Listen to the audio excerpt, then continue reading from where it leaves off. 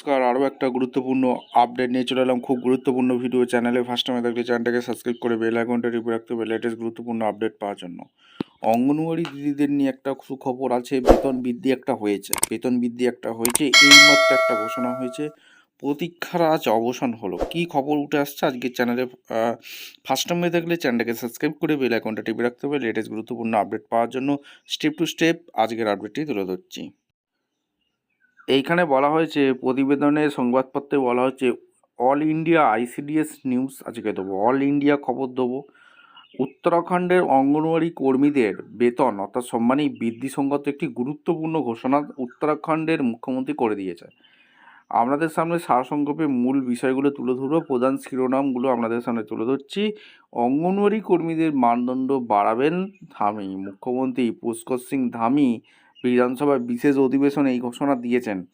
রাজ্যে 36,000-এর বেশি অঙ্গনওয়াড়ি কর্মী এর ফলে উপকৃত হবেন। প্রায় 36,000-এর বেশি অঙ্গনওয়াড়ি দিদিদের সুখবর আছে। ঘোষণাগুলো কী আছে? ঐতিহাসিক পদক্ষেপ সরকার নিয়েছে। সরকার শীঘ্রই এই মানদণ্ড বৃদ্ধির প্রক্রিয়া অলরেডি শুরু করবে।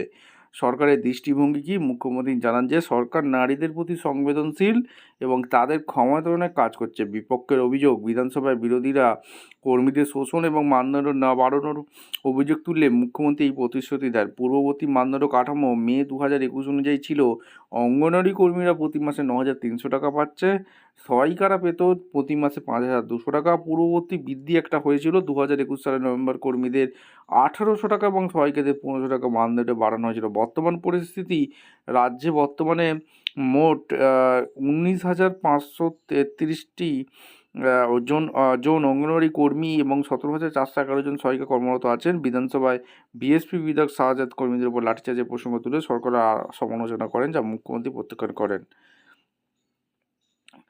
এই ছিল একটা আপডেট। এরকম গুরুত্বপূর্ণ আপডেট পাওয়ার জন্য আমাদের চ্যানেলে ফার্স্ট টাইম থাকলে চ্যানেলটাকে সাবস্ক্রাইব করে বেল আইকনটা টিপে রাখবেন। এরকম অঙ্গনওয়াড়ি দিদিদের খবর পাওয়ার জন্য চ্যানেলটাকে সাবস্ক্রাইব করে বেল আইকনটা টিপে রাখতে হবে। এবং পশ্চিমবঙ্গে কি অঙ্গনওয়াড়ি দিদিদের বেতন বৃদ্ধি হতে পারে ভোটের পর? আপনারা অবশ্যই কমেন্ট করে জানাবেন। দেখা হচ্ছে কোনো পরবর্তী ভিডিও। ধন্যবাদ।